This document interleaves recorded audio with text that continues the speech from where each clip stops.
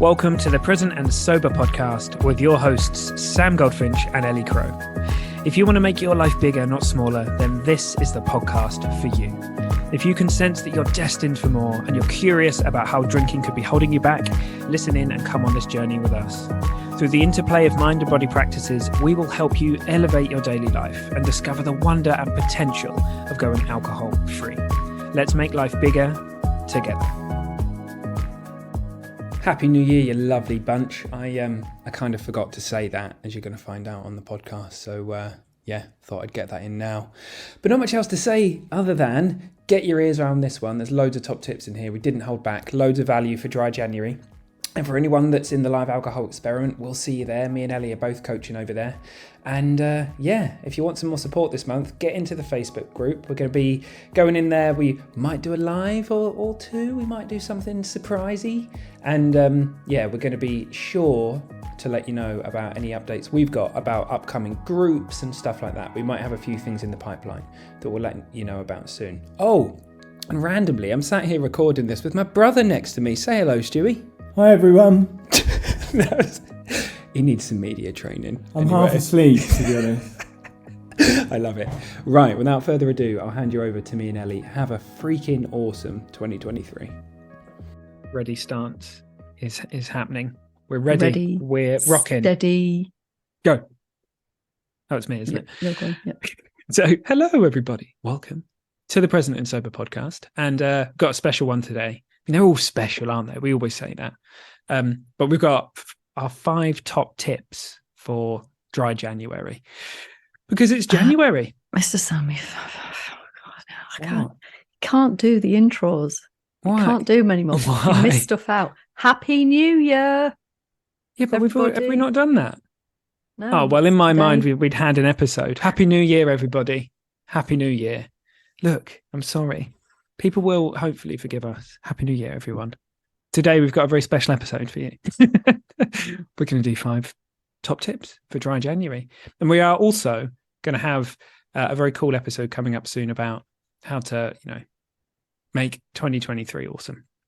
But today, we know that a lot of you will be potentially doing dry January for the first time, which is very exciting. Some of you might be choosing to do it again, which is very exciting. Some of you might be like, well, Sam, this is my 10th dry January. I don't even think about it as dry January anymore. But we wanted to put something together that would be helpful for everybody. So wherever you are in your journey, whether you're alcohol-free, not alcohol-free, years alcohol-free, this is going to be helpful for you. Nice. Useful. Are you glad, are you happy with my intro? Does that pass? Yes, I'll give you a 3.5 out of 5. Out of what? 4? No, out of 5. Oh, people that you don't rank things by 5, do you? Are you one of them? Obviously, the scale is 10. Oh, today it's 5. By the way, before I go any further, can you hear my washing machine? Oh, No. My mic shielding because it's really getting on my tit ends. You've got anyway, an omnidirectional microphone, which with any I know luck you keep telling me will that, be but taking it that just away. puts me off because I can hear it.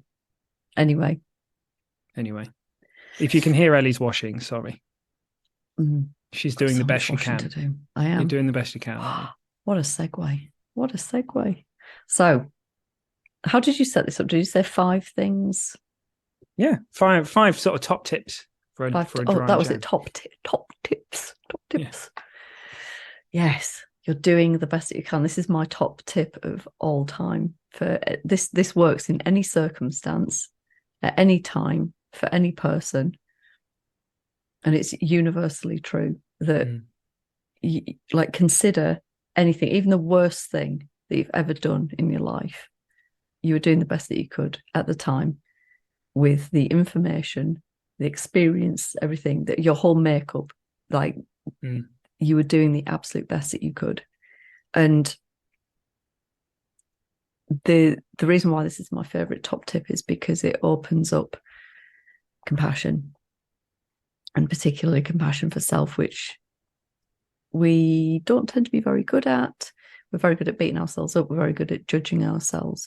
We're not very good at forgiveness, understanding. And compassion is something that we could all do with cultivating a lot more of. So this is something for you to consider as in any situation, not just for yourself, but for other people too. Like we do what makes sense to us at any particular point in time. There was a thing I was listening to about parenting. I think it was an Elena Brower course. I think it was part of a course that I've been doing with her. And she was talking about, like, when you have inevitably done the thing or said the thing and been less than you might like to have shown up as, the practice was to hand on heart, love yourself, forgive yourself. And the entry point was by saying, how human of me to have, acted this way, shouted, lost my temper, whatever. And it's a really great thing to remind ourselves of on the regular, that we're these spiritual beings in human bodies, and we are going to react. And particularly when I got into this weird life of not drinking, I'd come from a place of being highly reactive, and a lot of that, I think, was exacerbated by drinking. You're in that, like, you've got that biochemical push and pull of alcohol, and we can react quite quickly and easily, and then we have these patterns that are built up over time, and we get stuck in them. And so just to be able to slow down and recognize what's going on. But the opening for me was removing alcohol. Just gave me some breathing space to actually recognize what's going on. I mean, that's the first part of all of this, is the awareness, recognizing what's happening, noticing it, being able to detach from it, as opposed to becoming all caught up in it, so that you don't differentiate between your experience and how it's been created. So I've got on one giant waffle. You had a waffle there? Visited quite a few waffle shops. You had all sorts of waffles. Yeah, no, some very good waffling.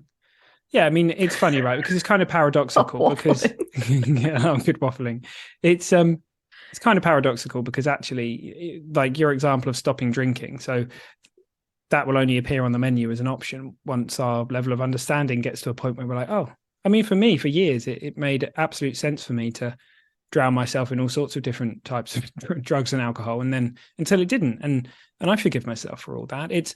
I think we have a limited when we say we're doing the best we can, I think sometimes we just correlate that with our conscious understanding. So we're like, yeah, well, the thing is, Sam, the voice in my head is telling me I should be doing this or should be doing that, and I'm just not listening to it. Well, we're talking about everything though. Like if you think about all the unconscious, subconscious learning we might have, the programming we might have from society, someone who's doing something horrific out there right now, who's causing, a lot of pain and crime, or committing a crime, for example, it's not that they're innocent in the eyes of the law or that they're not doing something bad. That's not what we're saying. What we're saying is that everyone's doing what makes sense to them based on absolutely everything, based on what makes sense to their body, to their subconscious mind, all those kinds of things, right? Which is why some people walk into a very safe environment and have a panic attack, because it may potentially, it reminds them of something that happened when they were young, and they may not even know that, right? Consciously, they might not even know that, but they're doing what makes sense to them based on everything in that moment. So and that's true for everybody. That's true for everybody all the time. So it doesn't mean we can't protect ourselves, set boundaries, give high quality no's to people if they're causing harm to us and the people that we love. But we can realize that is a kind of like a spiritual fact that's true for everybody. And importantly for us, as Ellie said, it frees us up to forgive ourselves, to have a look at what it was, to learn from it. Because the thing is, if we are all doing what makes sense to us based on the level of understanding we have, if we want to change what makes sense to us, what do? You increase your level of understanding. And if you want to do that, you need insights. It's not really an information game, as it looks to me. So that's about just having your eyes open in a metaphorical way, looking for those moments where you're like, oh, wow, that's how it works. Oh, that's how life works. And then over time, The menu is totally different. It's like you're in a different restaurant.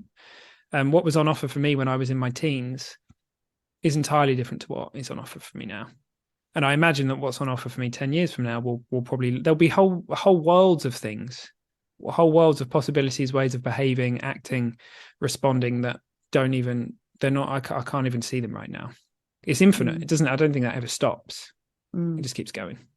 Yeah. And that's why I think for anybody that's listening to this is in all likelihood involved in some kind of inner work. And that's why it's, really to be celebrated what you're doing, because it does make a difference. And it's not that there isn't a finish tape, like there isn't a place to get to. And so if you can be really grateful for your journey and you're attending to yourself throughout that journey, it's going to give you the motivation and the what's the word I'm looking for? It's going to drive you on to keep going, because there are going to be times where it's going to be tough. It's the whole point of it. But we have the energy to keep going, and the will, that's what I'm looking for, the will to keep going, because it's never ending. Yeah, it's funny, right? Because at one level, there isn't a journey. Like it depends what way you're looking at. Well, it's true though, right? Because at in the level of what you're talking about, personal development, at the level of the ego, at the level of who we think we are and our beliefs and all that stuff, there's endless growth. We can always better ourselves, and we can always learn to respond and live with more love. But at the level of who we really are, that stuff's like not a thing. There's no badger out there who's currently doing self-development courses. So it's that dance, right? But the thing is, it's the remembering of what's true.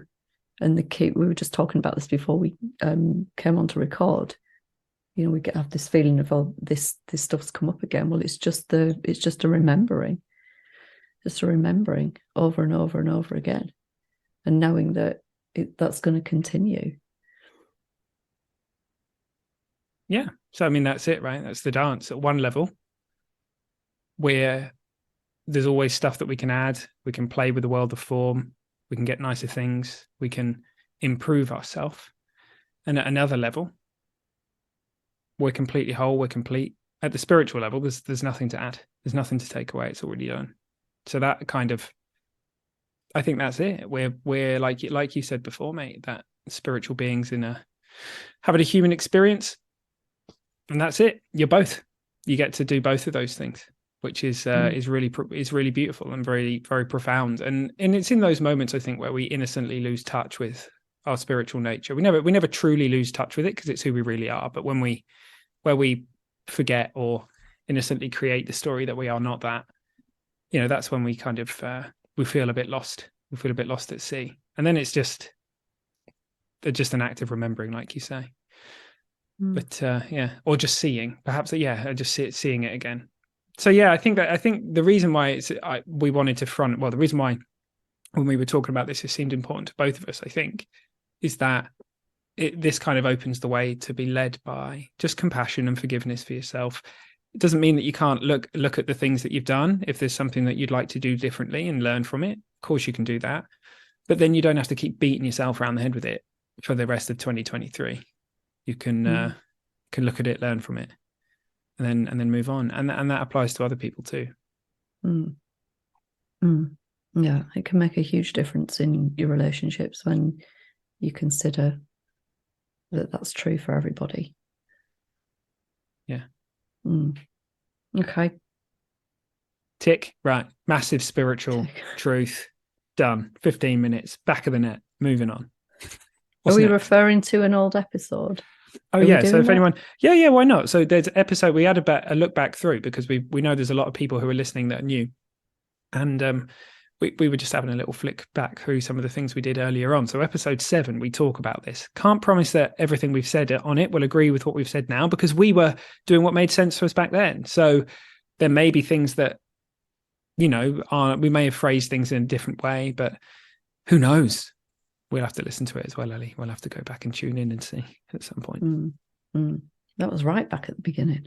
Yeah. So that would have been like, you're not that far off of 2 years ago, 18 months ago, something like that. Good grief. Yeah. Wowie. Okay. So, I think we can onwards. kind of combine. I don't know. What do you reckon? Should we kind of combine 2 and 3? It's data points and kind of cravings for anyone who's on the alcohol-free journey, and also for anybody who feels like their journey may be with something different. So it wouldn't necessarily have to be with alcohol. It could be food, or it could be anything, any kind of behavior. Go on then, off you go.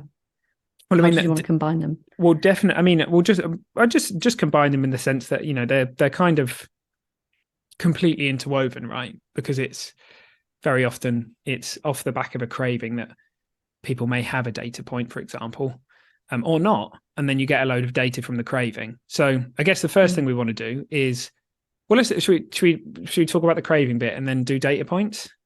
Okay. Perhaps we shouldn't have combined them. Perhaps I'm being silly. Let's have a go. Cut this bit out. No, I've got a really cool, I think it's cool, a quick offering that I'd like to make in terms of craving for people that I think is short and simple, because we talk about, you'll hear this thing about craving toolkits, and we've got an episode. So the episode is episode 13. There was one on triggers, which I think is the one before. Then we've got one on cravings, where we go in depth about different things. But I've started recently sharing this thing that just came to me. I was sitting on the sofa and I was having to think about a nice way of just having 2 or 3 things easily remembered for when you're having a moment of craving, and it's to do with the hokey cokey. Ready? Oh, God. Because that is the hokey cokey is what it's all about, as we all know. I think in America they call it the hokey pokey. That's something else over here, I think. Yes. Goodness me. This is not the hokey pokey. If you're having a craving, go and get some hanky panky. No, I'm joking. So here's what it is, right? Hokey cokey. In, out, shake it all about. So you need one for each category. You need something for the in, something for the out, and something for the shake it all about. And I didn't realize how outrageously rude this was going to sound until I was telling it, but here we are. An example of an in is something where you move towards the feelings or the craving, right? You invite them in. So urge surfing, or something where you're sat with it, something where you're literally being with the sensations in the body.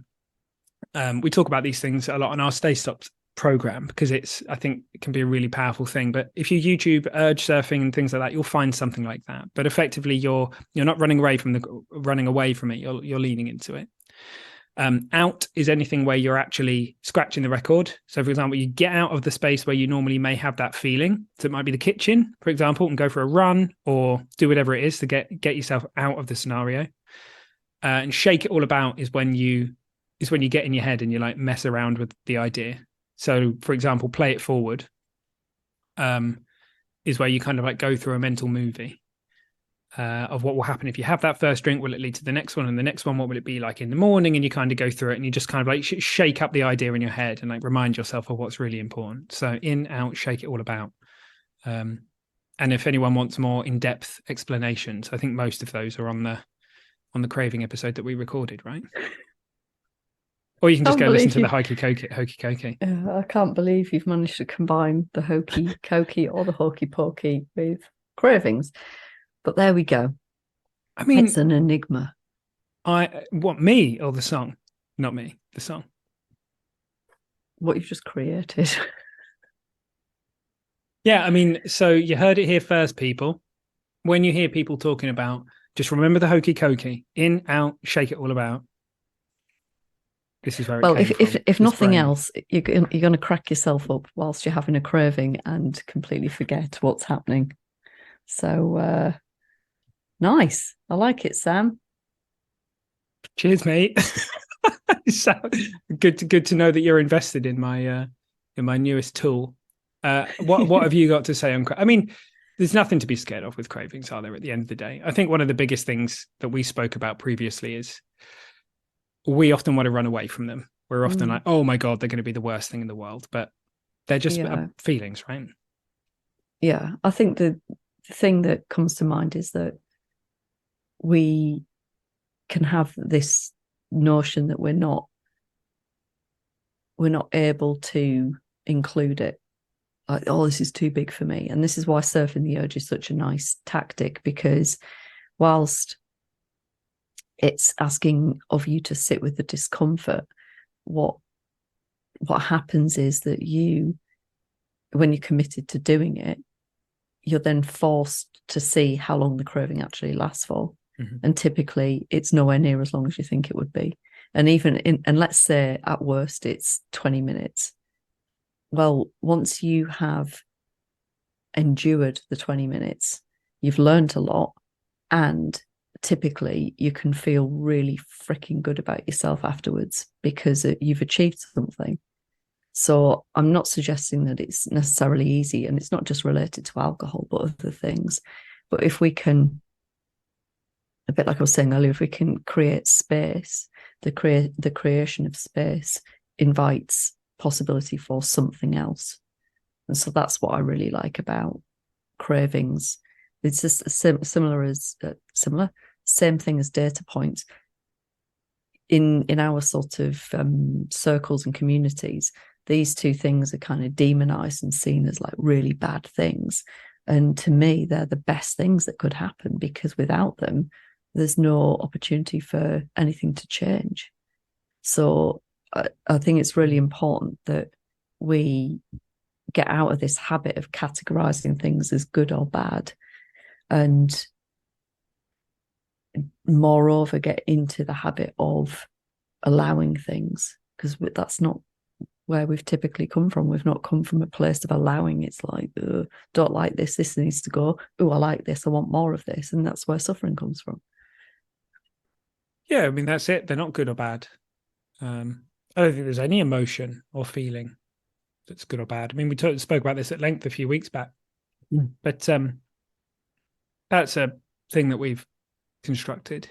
And the kind of funny irony about it is that with that, and it is innocent, with that program installed, things hang around for longer because we're not willing to feel them. So they don't have their full expression, and they kick around in the system for longer than they need to. Cravings is an example of that, because like you're often saying, is that when you lean in and experience that craving, it's not long before it transmutes into this, oh, wow, I can do this. Oh, it's just feelings. Oh, look what's on the other side of this. And unbeknown to many of us, what's actually moving through us in that craving, there may well be unresolved emotions and things moving through it as well, because it's not as simple as like, oh, this feeling equals, like we make up a story, we make up a narrative around what it means. But actually there's this huge power just in being there's such deep wisdom in the body that when we feel safe and when we allow these things to process, I think we sometimes feel like we need like an intellectual understanding of what it is that shifted. I just think that there's a much deeper intellect in just the system, just in allowing that thing to move through us. Sometimes we won't even know. So yeah, I love it. So if anyone wants a deeper dive into that, there's a whole couple of episodes on triggers and cravings and the difference between the two. And it kind of and we do talk a little bit about data points in there, but we've also got a whole episode on that. But for anyone that's tuning into this, a data point is something that I think I'm pretty sure Annie coined it, right? It's like it's a This Naked Mind term. Well, that's the only place I've ever heard it. I think so. I think people that have been around any of the This Naked Mind communities or programs will be familiar with it, but we often hear people say, well, what is a data point? What does that mean? I mean, the reason it's so great is because it's a neutral way of referring to a time when we drink and we didn't plan to, for example, or we extended it a little bit on our episode to include sort of times where we may not drink, but we get a bunch of data around why a social event was fun or not fun without alcohol, for example, so that we can learn from it and bring things in that are helpful for us. So yeah, I mean, a data point is, rather than calling it like a relapse or like, because these words are quite loaded. Data point is neutral, and the invitation is, well, just mine it for some data, like we said at the beginning. Learn what it was that there was to see to the best of your ability, and then let it go, because they're not failures. They're just steps on the path. And, you know, both for me and Ellie, we're very grateful for data points that we had, because they literally were part of the reasons why we're free. I don't think either of us would actually be here recording this episode right now if we hadn't have had data points along the way. So I'm currently being blinded by the sun. Yeah, they're key. I don't think there's anything to be afraid of.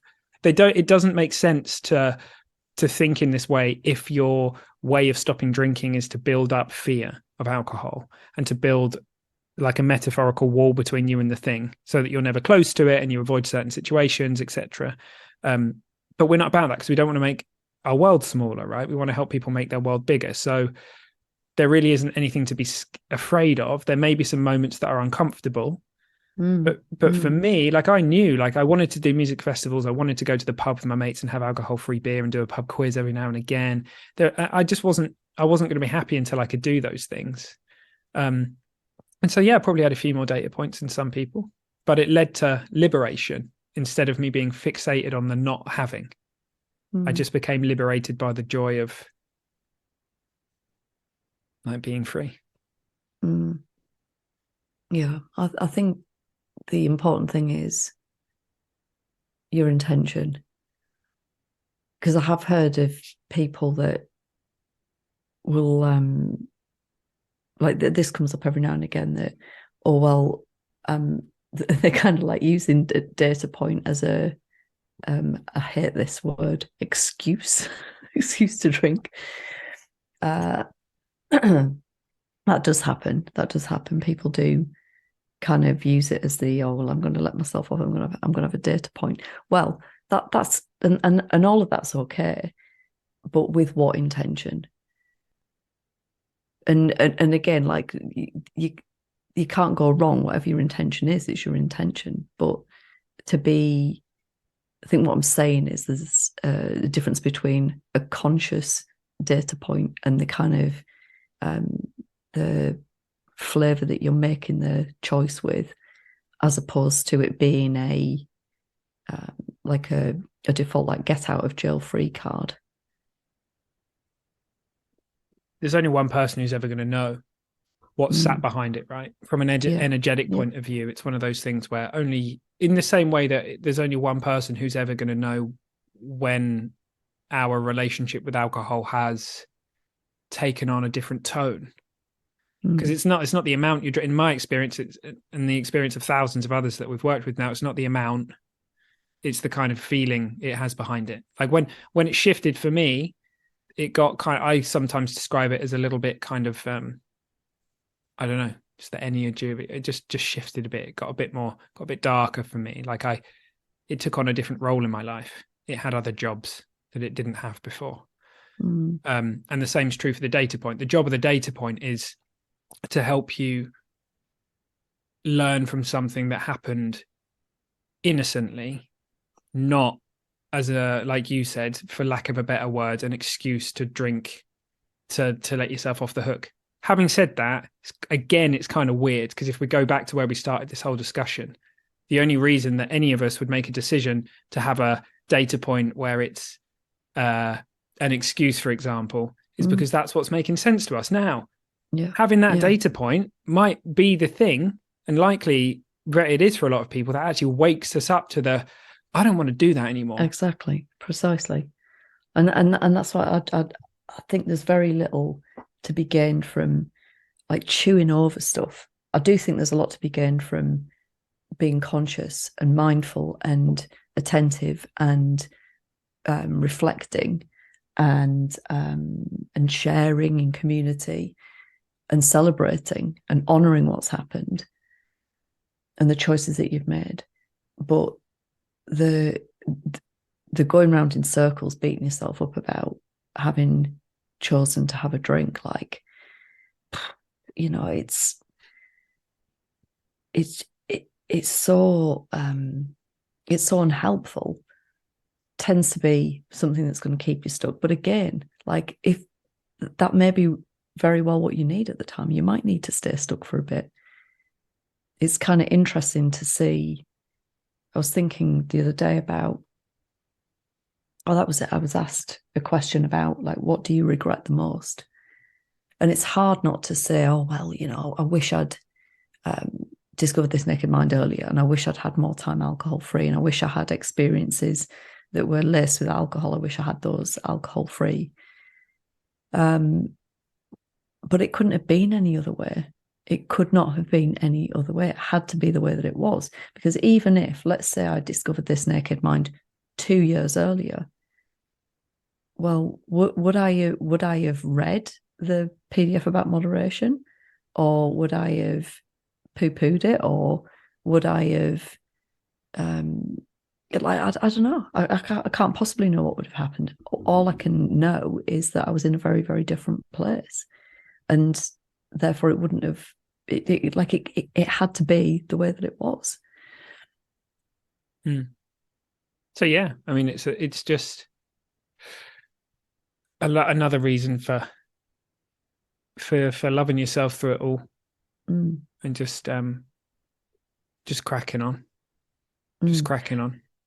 But before we head off the point of data points, like, they are fucking wildly valuable.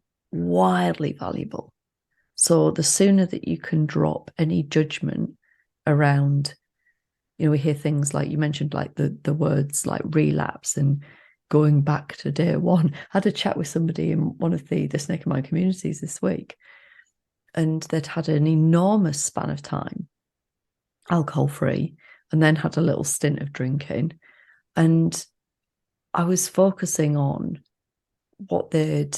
not just what they'd achieved in terms of the number of days that they'd had alcohol free in the expanse of time, but it was evident in what they were saying, just how much they'd learned, how far they've grown as an individual. And it was really interesting because when the response came back, they were like, oh yeah, thank you for reminding me. And it was because they'd been in other kinds of recovery circles for so long that they had this belief that wasn't even theirs, that when you have a data point, you go back to day one. Well, it's just made up. So that was just having the capacity of undermining this person and keeping her stuck. And it's like totally unnecessary. I think the thing is that forgiveness of ourselves in the moment and the past in the moment, which is the same thing, and just letting it be, or letting it go, whatever way we want to language it, it opens up choices. It opens up the ability to be able to choose again. Whereas if we believe that the most useful thing to do is to beat ourselves around the head with the fact that we've fucked up again, we've done it again, often we either end up stuck in the pattern because that brings up the feelings that we want to avoid, or it's a long time before we allow ourselves the opportunity to kind of break free of it again. And I think this happens in all areas of life as well. Like, I think if we behave a certain way around somebody that we didn't want to, then we're like, oh, well, I've screwed it up again now. I might, and then the whole thing just sort of like goes skew for a bit. But actually, because there's nothing that says. So, for example, this is something that used to happen to me. Is I'd have long periods of time away from alcohol. I'd drink, and then I'd end up in an absolute kind of like spiral again. Well, there's nothing that says that after a data point you can't choose again instantly. And it looks to me that when we do have compassion for ourselves, that those options appear much more quickly. And what an amazing thing to learn. So, for example, a lot of people would say, imagine someone who's had, say, 6 months alcohol free, and then they have a data point. Under the paradigm of you've messed it up, back to day one, versus, okay, I did something I didn't want to do. I've learned a lot from it, moving on. How empowering to realize, oh, there's nothing to be afraid of. Like it's just a liquid in a bottle, and it doesn't do what I think it does. And I innocently just got caught up in my own story about how it serves me. And I've realized it doesn't. Like, it's broken the spell. So there really isn't anything to be afraid of. And for anyone who's on dry January, and I don't know, if you might, who knows what's going to happen? You'll smash the whole month and you'll be like, wow, that was easier than I thought. And for some of us, we might do a few weeks and then have a data point or something. It doesn't mean that you can't just like, okay, learn from that, choose again and just crack on. Yeah. Invite them in, welcome them, celebrate them, share them. Yeah. Love it. Awesome. I reckon we should talk about, I was thinking about our fourth one, and I'm wondering if that might be something we could talk about another day. I think our fifth one might be the place to go. What do you reckon? Right. Yeah, you steer us where you want to go, mate. Well, I was just thinking about, because I think for a lot of us, many of us will be orienting towards the thing that we're like not doing. For example, it might be, I'm not drinking for January, or I'm not doing this, or I'm trying to gain control of my relationship with food, or whatever it might be. When actually, I mean, you can go on that journey, absolutely, but more important is to just orient towards those things that you'd love to have. And as we now know from all different types of science and like just naturally from anecdotal experiences that we've all had, is that if we're feeling connected to those people around us, then we just enjoy life. We just have a great time. So Dry January is a great opportunity to spice things up a little bit. I wrote a blog post that actually has just come back to me now a few years back. I think it's still there if anyone wants to go and read it. It's called I can't remember what it was. I'll try and find it in a minute when you're having a waffle. Having a waffy. That's a mixture of a coffee and a waffle. Coffee. No, that's a New York coffee. Is it? Is that how they say it? Is it New York? Anyway, I'm glad. Sorry, guys. We're so bad at American things. Coffee. That's so good though that now people can take the piss out of you for doing it after I did it a while ago. Mate, yours was shite. Even mine was better. No, it wasn't. Mine was good. I can't remember what I said now. Well, exactly, because you've had to edit it from your mind because it was so bad. I think I was talking about doing a coffee crawl, like a cafe. Like, so I each January I'd do something where each week I'd go and find like a new coffee house or whatever in town that I hadn't found before, and I'd go with me and Rob would go. And we'd go hang out there on a Sunday. It was really fun. Found some really cool places, some really new things. We had a couple of get-togethers, because it's, the nights are still short. It's dark nights, and we just invited connection in. Because it's a time of year where a lot of people are feeling a little bit like, oh, Christmas is over, and we'll just orient towards connection. Like you can be the person who sort of goes that way, does those things you might not have done before. And it's a great opportunity. It's a really, really wonderful opportunity. Ellie is coming. Who's this with you right now, Ellie? Talking of connecting, little Lola's coming to see me, haven't you, Betty? Little Lola hanging out with that. Does she smell bad? Well, it's a breath, mate, because she's a dog. So yeah, your breath's a bit whiffy, mate. So don't lick my face because I know what you ate yesterday. But what did she eat yesterday? Oh God, did she eat like a dead seagull or something? They love that shit, don't they? They just eat poo. We went to the beach with my mate and his dog the other day, and he was retelling the story of their dog rolling around in a dead seal, and then he had to take it home and the dead seal home. Yeah, left the dog there, just took the dead, and then he joined in. No, it's less trouble. Yeah, no, they were just retelling how much the dog stank and had to. Anyway, dogs say. They're very good for connection, now, aren't they? Like, look at this. Like, what more could you want but a cuddle with the lovely beagle? Oh, I'm down. I love dogs. They're great. One day, and I'm trying to find my the blog post that I wrote, because I think there might be something really cool in here that we can have a chat about. A quaffy about. A quaffy. What do you reckon, Lola? What do you think about connection? Lola thinks she wants to go for a walk, don't you, Betty? Here we go. 4 mini missions for Dry January. Should we see what it is? Go on a cafe crawl. There you go. So basically, so there's some rules here that we had. You can only go to cafes you've never been before. You have to eat cake at least once. What a rule. You can only eat cake once. This is the result of going on too many cafe crawls. 2 take a book and have a lovely task to complete. There we go. Have a games night in or out. Do an out of the box activity that's fun in its own right. And there's a whole long list here. Look, bouldering. It must have been on my mind, mate. Wow. Yeah, look at that. Pottery, glass blowing.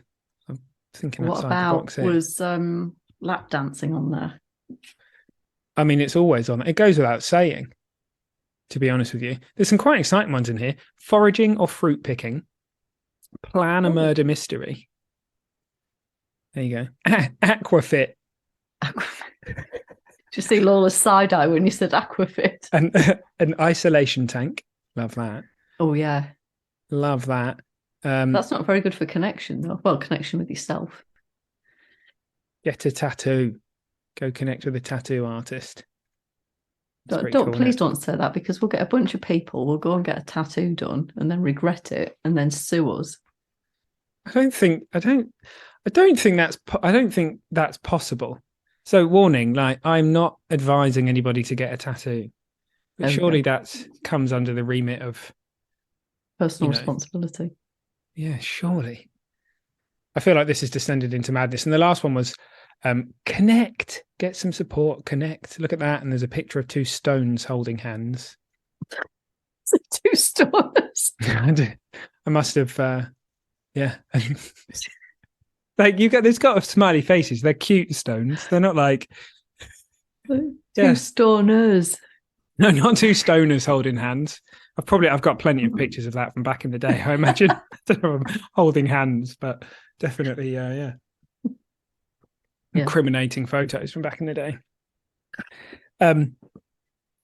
Yes, but I mean, ultimately, for all of the silliness aside, if you make that your North Star and start bringing that into your life, alongside going on your dry January journey or whatever it might be, that's going to be really, really powerful. Because if you focus on what you're avoiding, or if you focus on what you don't want, so I don't want to drink anymore, for example, then look, it makes sense that that's what you're going to see. Like your psyche will be consumed with that. And that's like a behavior-based thing. But I mean, the way that I've started framing this is like, that's an invitation to a party. So it's your job just to figure out what the party is. And reliably for most people, because we're all human, it's connection, joy, fun, love, all that stuff, right? That's the party.